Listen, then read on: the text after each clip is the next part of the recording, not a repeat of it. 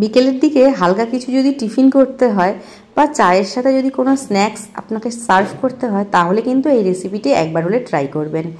ময়দা নিয়ে নিয়েছি আর তার মধ্যে আমি 3 চামচ সুজি দিয়ে দিচ্ছি, একটু ক্রিস্পি হবে যেহেতু এটা স্ন্যাক্স, আর একটু জোয়ান আর একটু নুন দিয়েছি, আর ঘি দিয়ে ময়ান দিয়ে রুম টেম্পারেচারের জল দিয়ে আমি কিন্তু একটু শক্ত করে ময়দাটাকে মেখে নিচ্ছি।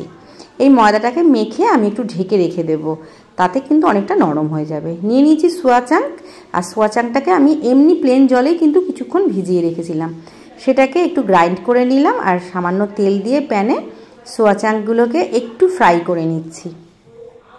অনেকটা না এর স্টাফিংটা যে করব অনেকটা মনে হবে মানে মাংসের মতন, কিন্তু আপনি কিন্তু এটা নিরামিষই বানিয়ে নিচ্ছি আমি। আচ্ছা, এখানে আমি দিয়ে দিচ্ছি একটু নুন, হলুদ, শুকনো লঙ্কার গুঁড়ো আর সামরিচ, এটাকে দিয়ে একটু গোলমরিচের গুঁড়ো, এটাকে দিলে একটু অন্যরকম ফ্র্যাগনেন্স আসে, যার ফলে কিন্তু এটা খেতে অনেকটা বেশি টেস্টি হয়। আর পেঁয়াজ, রসুন, আদা এগুলো আপনি ইউজ করতে পারেন, তবে এগুলো আমি আর ইউজ করছি না, কারণ একটু আমি স্টাফিংটা এমনি নর্মালি করব যাতে মুখে কোনো রকম কিছু না পড়ে।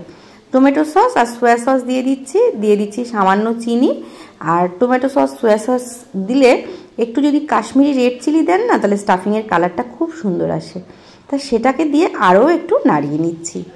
যদি এটাতে আপনি পেঁয়াজ রসুন দিতে চান দিতে পারেন, খেতে ভালো হবে, আদাও দিতে পারেন, কিন্তু টমেটো সস সোয়া সস এগুলোতে সমস্ত দেওয়াই থাকে, তাই আমি এটা স্কিপ করেছি। ফ্রাই করার জন্য আমি বেশি পরিমাণে তেল দিয়ে দিলাম, আর ডোটা দেখুন আরেকটু নরম হয়ে গেছে, ডোটাকে আরেকটু আমি কষলে নিচ্ছি। আর এখন আমি দুটোই বানাচ্ছি, মোটামুটি রুটি যেরকম সাইজে বানাই সেই সাইজেই আমি নিয়ে নিয়েছি। আর আটা দিয়ে রুটিটাকে পাতলা করে, যতটা সম্ভব পাতলা করে বেলার চেষ্টা করবেন। পাতলা করে বেলে এর ওপরে আমি সাদা তেল দিয়ে দিচ্ছি, ভালো করে তেলটা মাখিয়ে নিচ্ছি, আর একটু ময়দা আমি ওপরে ছিটিয়ে দিচ্ছি।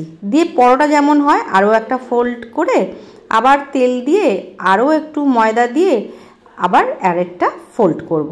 এইভাবে একদম পরোটার মতন শেপ নিয়ে নিয়েছি, আর আবার 3 বার আমি এই স্টেপটা করেছি, করে পরোটাটাকে পাতলা করে বেলে নেব।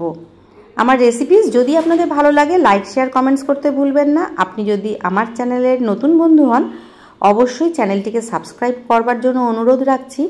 পাশে থাকা বেল আইকন প্রেস করে তার অল নোটিফিকেশান অন করে দেবেন, যাতে নিউ ভিডিওর আপডেটস সবার প্রথমে আপনিই পান। এরকম পরোটা যদি ভেজে খান খুব ফ্লেকি লেয়ার্ড পরোটা আপনি পাবেন, এরকমভাবে পরোটাটা করতে পারেন।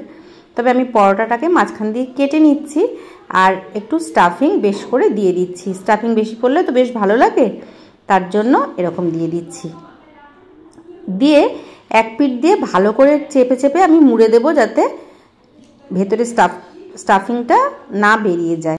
এবার অপোজিট সাইড দিয়ে আমি এটাকে মুড়ে দিলাম, আর দুটো সাইডকে ওপর নিচের দুটো সাইড আর একটু চেপে চেপে দিলাম যাতে বেরিয়ে কোনোভাবেই না যায়, কারণ ভাজতে গেলে একটু লেয়ার খুলবে তখন বেরিয়ে যাওয়ার সম্ভাবনা থাকে, তার জন্য এরকম করে নিলাম।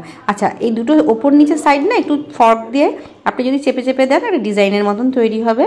আর এভাবে আমি বেলে নিলাম। আর আমার না একটা ভুল হয়েছে, এটাকে কড়ার মধ্যে ভাজা উচিত ছিল, তাহলে অল্প তেলেও কিন্তু হয়ে যায়, কিন্তু আমি একটু চেটালো ফ্রাইং প্যানে নিয়েছি, এটাতে বেশি তেলের প্রয়োজন।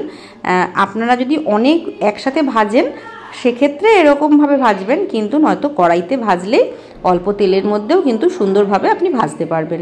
ঠিক আরও একটা করে নিচ্ছি, আর করে নিয়ে এরকম একসাথে আমি দুটো বানিয়ে নিচ্ছি চায়ের সাথে একটু সার্ভ করব বলে।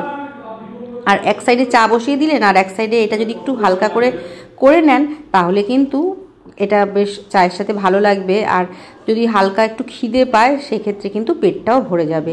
আর এই 3 কোণার এই ওপরের অংশটা যে রয়ে গেল, তাই এটা দিয়ে কি করবেন, এরকম দুটো পরপর নিয়ে নিলেই আবার চৌকো শেপ এসে যাবে।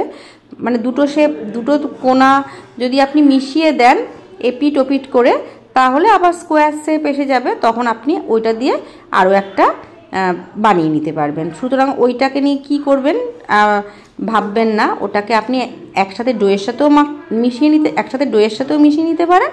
আদারওয়াইজ দুটো ওপরের পার্ট মিশালে কিন্তু একটা স্কোয়ার শেপ এসে যাবে, সেক্ষেত্রে আপনি করে নিতে পারবেন। রেডি হয়ে গেছে আমার, হালকা ফ্লেম দিয়ে আমি সুন্দর করে ভেজে নিয়েছি। আর দেখুন বেশ সুন্দর ক্রিস্পি ক্রাঞ্চি। তৈরি হয়ে গেছে আমার সোয়া প্যাটিস। দেখুন খেতে কিন্তু অসম্ভব ভালো হয়েছিল, দেখেছেন কীরকম ক্রাঞ্চি হয়েছে। আর টমেটো সসের সাথে এটাকে আমি সার্ভ করেছিলাম। তাহলে আজকের মতন এই পর্যন্তই, আবার দেখা হবে নতুন ভিডিও নতুন রেসিপির সাথে। ততক্ষণ ভালো খান, সুস্থ থাকুন, শুভ চিন্তা করুন। নমস্কার, ধন্যবাদ। সবাই ভালো থাকবেন, সুস্থ থাকবেন।